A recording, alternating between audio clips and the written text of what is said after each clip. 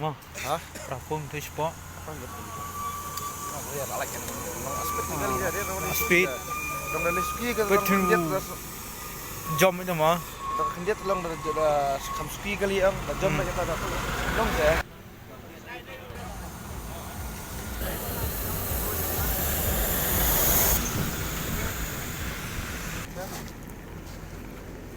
Ayo kan ni.